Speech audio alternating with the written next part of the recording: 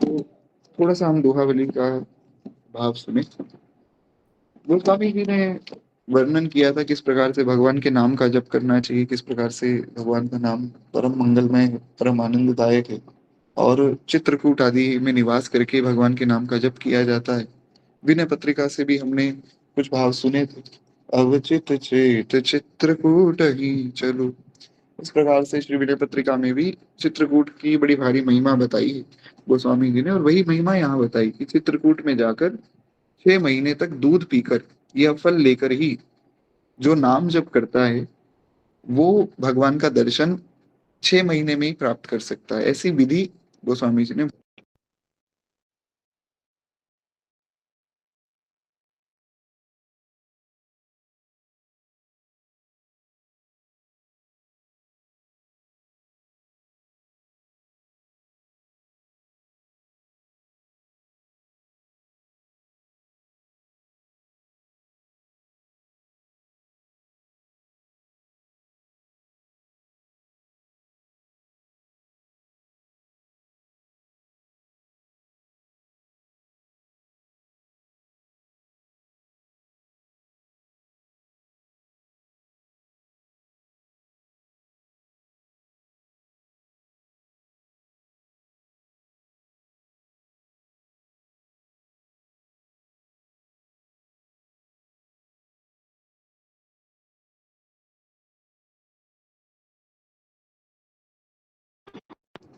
हरिश्चंद्र। खैर, एक बार प्रेम से बोलिए भक्त वत्सल भगवान की जय।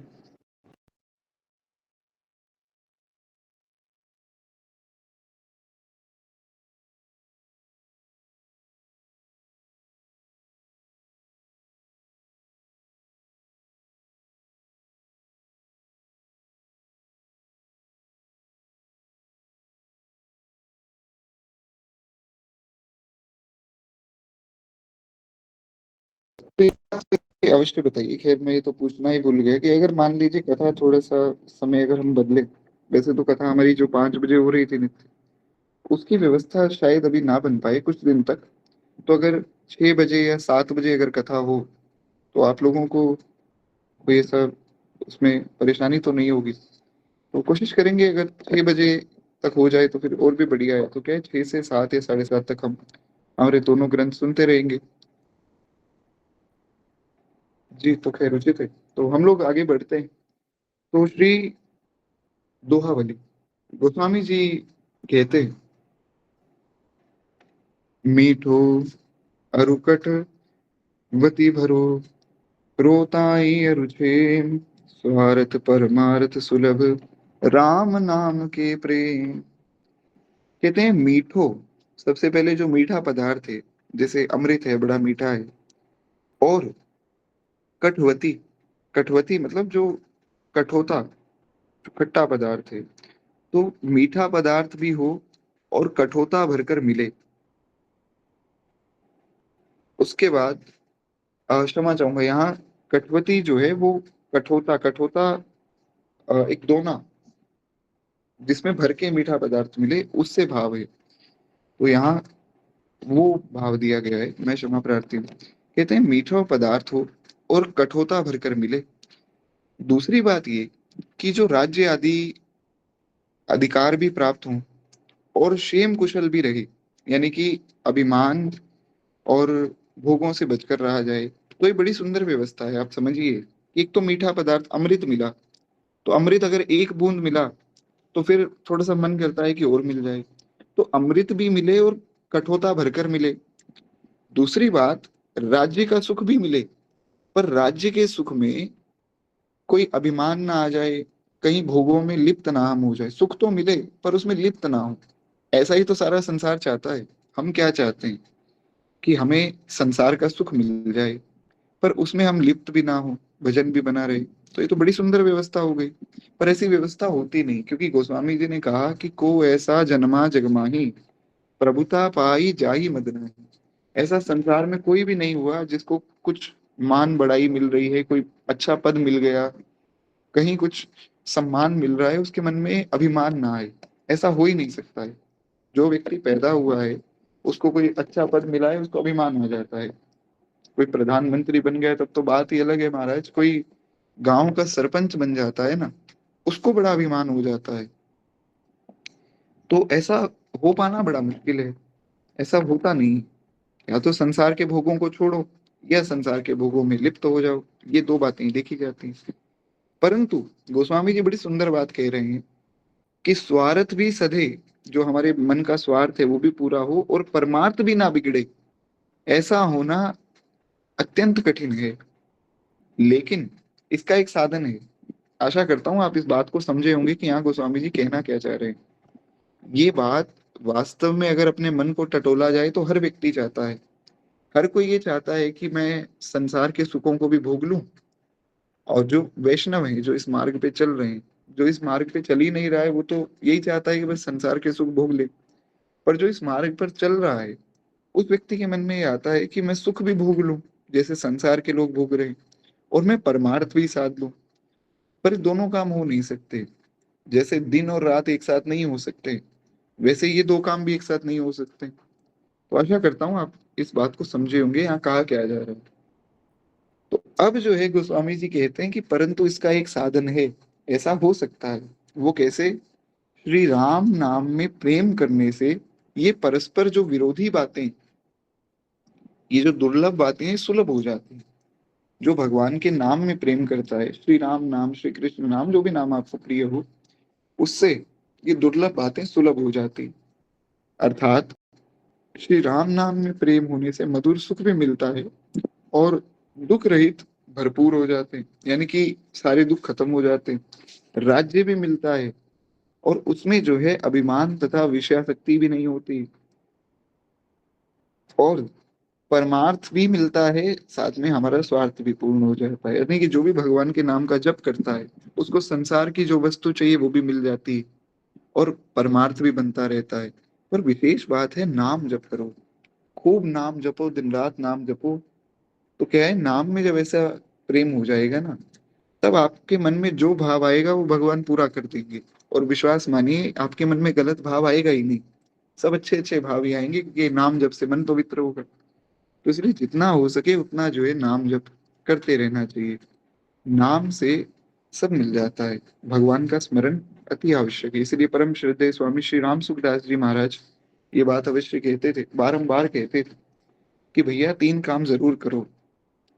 थोड़ी थोड़ी देर में भगवान को कहो, हे नाथ, हे मेरे नाथ, मैं आपका हूँ। हे नाथ, हे मेरे नाथ, आप मेरे हैं। हे नाथ, हे मेरे नाथ, मैं आपको भूलूं नहीं। ये तीन बातें तो भगवान को अवश्य ही कहनी चाहिए।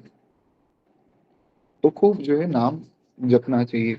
परम पूज्य परम श्रद्धेय श्री हनुमान प्रसाद पोद्दार जी, श्री भाई जी महाराज, उन्होंने भी अपने एक ग्रंथ में बड़ा विस्तार पूर्वक इस बात का वर्णन किया कि जो अ, ये भोग हैं संसार के, इनसे मन हट जाएगा। पर अगर अभी नहीं हट रहा है तो कोई बात नहीं, तब भी तुम नाम जप करते रहो। तो जितना भगवान को उचित लगेगा उतना वो भोग भी देते रहेंगे। फिर धीरे धीरे वो भोग कम हो जाएंगे, फिर आपका नाम में ही प्रेम हो जाएगा। तो ऐसा भाई जी ने बड़ा अद्भुत वहां वर्णन किया है। तो अवश्य सबको एक बार पढ़ना चाहिए। खैर, आगे श्री गोस्वामी जी कहते हैं, श्री राम नाम सुमिरत सुजस, भाजन भय कुजाति, कुतर्क सुरपुर राजगमन, लहत भुवन विख्याति। कहते हैं कि राम नाम का स्मरण करने से गणिका एवं अजामिल आदि नीच जाति एवं नीच स्वभाव वाले भी सुंदर कीर्ति को प्राप्त हुए। गणिका अजामिल की कथा आपको ज्ञात ही है। अजामिल की कथा तो सबने निश्चित रूप से सुनी ही होगी। अजामिल महाराज बहुत अच्छा एक ब्राह्मण था, बहुत ही श्रेष्ठ ब्राह्मण था। बुद्धि बिगड़ी तो ऐसा दुष्ट हो गया, ऐसा धूर्त हो गया कि सारे गलत काम करने लग गया। मदिरा पान करना, वेश्यागमन करना, मांस आदि खाना, सब गलत काम करता था। कुछ संत एक दिन पधारे तो भगवान का जो पहले भजन किया था वो काम आया, और संतों की थोड़ी सी सेवा की। संतों ने कहा कि भैया तुम नाम जप करो। बोला, नाम तो मैं नहीं जप सकता हूँ जी। बोले, चलो कोई बात नहीं, तुम्हारी जो ये 10वीं संतान होने वाली है, इस तुम्हारे यहाँ पुत्र होगा, तो इसका नाम तुम नारायण रख देना। तो बोला, जी ठीक है, ये काम मैं कर लूंगा। तो नाम नारायण रख दिया। नारायण नाम रखते ही फिर अब सारे दिन मुख से नारायण नारायण निकलता, क्योंकि सबसे छोटा पुत्र था, उससे सबसे ज्यादा प्रेम था। तो बारंबार वो एक ही बात दोहराता कि हे नारायण, आओ भोजन कर लो, नारायण तुम्हारे मित्र बुला रहे हैं, नारायण उठ जाओ। तो इस प्रकार नारायण नारायण मुख से निकलता। अब ये नाम की महिमा कितनी विशेष है, गोस्वामी जी ने इसका वर्णन भी किया।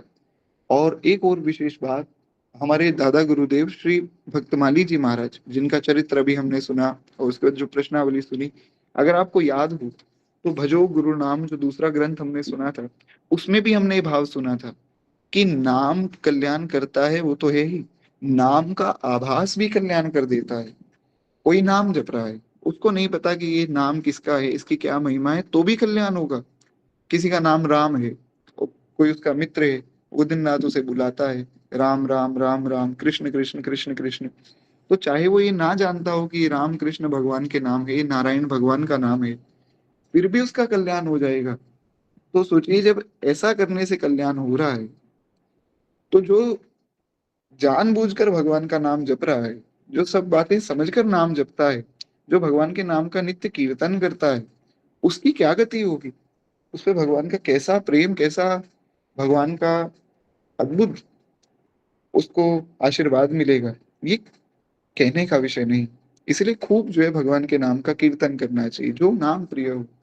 श्रीमन नारायण नारायण नारायण, भजमन नारायण नारायण नारायण, लक्ष्मी नारायण विष्णु नारायण शिव नारायण नारायण नारायण, राम नारायण कृष्ण नारायण, भजमन नारायण नारायण नारायण। जो भी नाम प्रिय हो, आपको कृष्ण नाम प्रिय है, जय राधे कृष्ण गोविंद गोपाल राधे राधे, जय राधे कृष्ण गोविंद गोपाल राधे राधे, गोपाल राधे राधे, नंदलाल राधे राधे, जय राधे कृष्ण गोविंद गोपाल राधे राधे।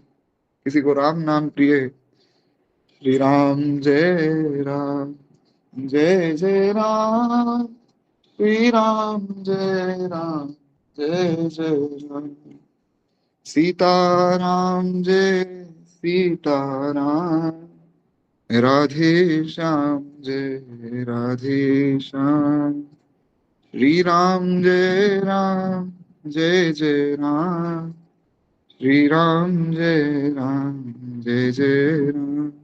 इत्यादि प्रकार से जो भी भगवान का नाम प्रिय हो, तो नित्य जपना चाहिए, खूब कीर्तन करना चाहिए, तो नाम के आभास से भी कल्याण हो जाता है।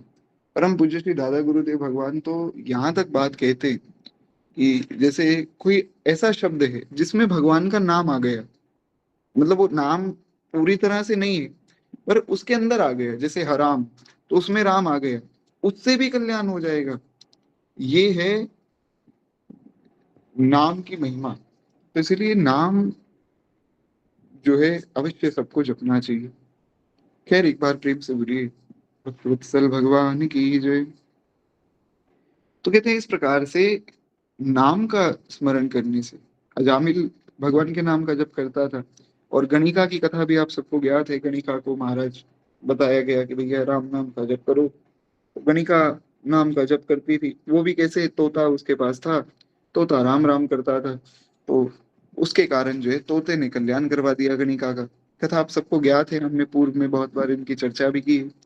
तो कहते हैं इस प्रकार से स्वर्ग के राजमार्ग पर जो गंगा जी के तट पर स्थित बुरे वृक्ष हैं, उनकी भी त्रिभुवन में ख्याति हो जाती है। राम नाम के जप से पापी मनुष्य की ख्याति कैसे होगी, जैसे गंगा जी के तट पे मान लीजिए कोई ऐसा वृक्ष है जो जिसमें जहर है, या जो किसी कार्य के योग्य नहीं है। एक बड़ा सुंदर दोहा है, शायद कबीर दास जी का है या रहीम दास जी का है, नाम तो मुझे स्मरण में नहीं।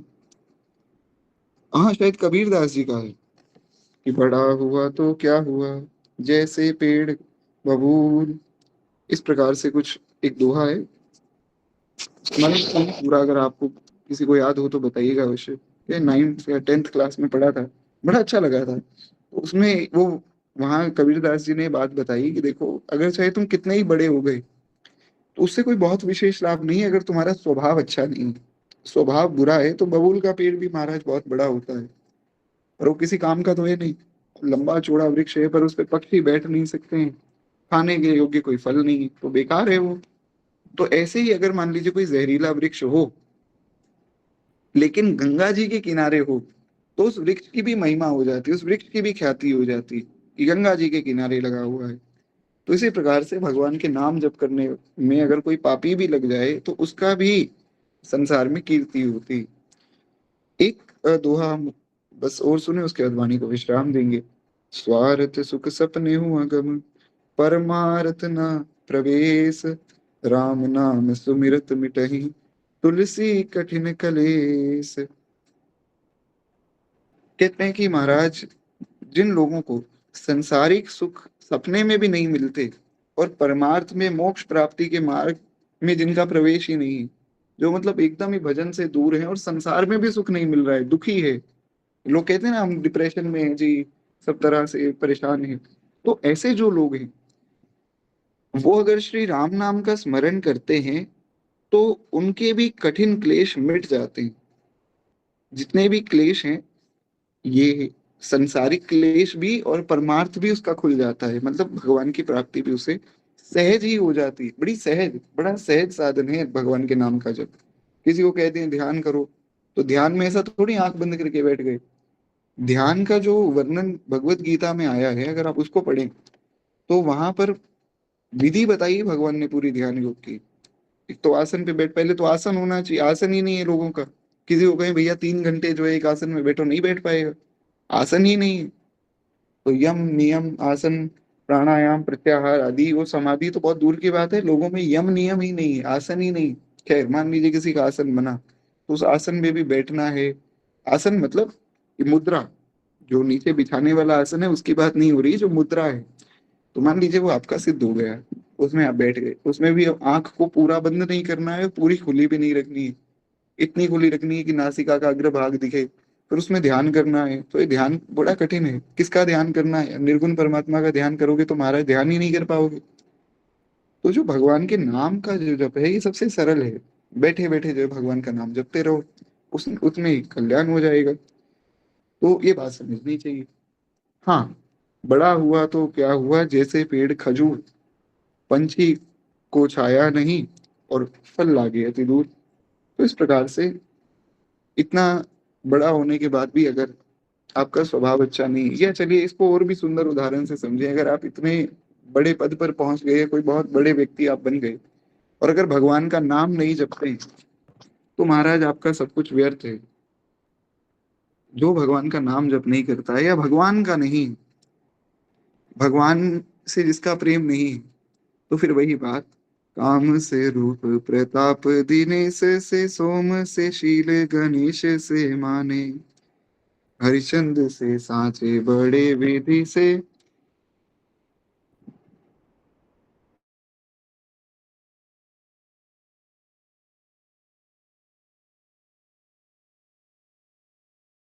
समझना चाहिए। और यहाँ जो एक बड़ी विशेष बात जो गोस्वामी जी ने कहा कि सुख से मुनि सारद, मेरी आवाज नहीं आ रही है क्या आप लोगों को? और एक बार ये बताइए कि मेरी आवाज गई कहाँ, मतलब जो हमने अभी दोहे सुने वो तो सुने ना आप लोगों ने? क्योंकि क्या है, दोहे फिर पुनः थोड़ा विस्तार होगा। जी। तो हाँ, उसके बाद तो बस एक भाव ही दास ने निवेदन किया कि अगर कोई कितना ही बड़ा हो, भगवान से अगर उसका प्रेम नहीं है, भगवान का स्मरण नहीं करता है, तो फिर उस व्यक्ति के बड़े होने का कोई लाभ नहीं। जैसे गोस्वामी जी ने कहा ना, हमने अनेकों बार इस पद की भी चर्चा की है।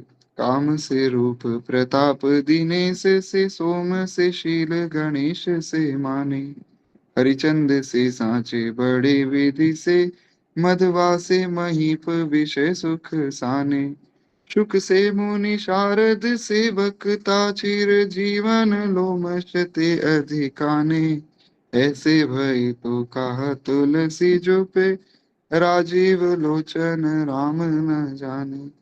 गोस्वामी जी कहते हैं कि ऐसे हो भी गई, काम जैसा रूप हो गया, और चंद्रमा जैसा शील हो गया, गणेश जी जैसी ख्याति हो गई, हरिचंद्र के जैसे सत्यवादी हो गए, और महाराज सुखदेव जैसे ज्ञानी हो गए, लोमस जी जैसी आयु हो गई, तो भी क्या मतलब है? अगर ऐसे भय तो कहा तुलसी, जो पे राजीव लोचन राम न जाने। अगर भगवान को नहीं जाना, नहीं समझा, तो फिर इतना बड़ा होने का भी कोई ऐसा आशय है नहीं। खैर, एक बार प्रेम से बोली भक्त वत्सल भगवान की जय। बस 2 मिनट प्रेम से भक्तमाल जी की आरती करें, उसके बाद हम लोग वाणी को विश्राम देंगे। और कल तो कथा होगी नहीं, परसों भी कथा का विश्राम रहेगा। और ट्यूसडे से, मंगलवार से 6 मई से पुनः हमारी कथा होगी। उसका समय मैं बता दूंगा, कोशिश करेंगे 6 से 7, 7:30 तक हो पाए, नहीं तो 7 बजे से लेके फिर इस प्रकार से कथा होगी। खैर, एक बार प्रेम से बोलिए भक्त वत्सल भगवान की जय। इस धन्य नाभा भारती की आरती आरत हरे, हे भक्त भगवत की कथा सब विश्व का मंगल करे। इस धन्य नाभा भारती की आरती आरत हरे। नर जाति जब माया विवश अज्ञान तम में पग गई, जन भारती आभा तभी जग जग गई, जगमग गई। अज्ञान माया मोह तम की काली माँ कलई धुरी, सत प्रेम समता सत्य सुख शुचि कंज कलिकाई की। रूप तल तल फल तल उड़ गण प्रभात हो गए, तब सब पर सुंदर सुखद हरि भक्ति भक्त को पाल। इस भक्त माला के सगल हरि भक्त जन गाया करो, सच्ची अहिंसा भक्ति में विज्ञान।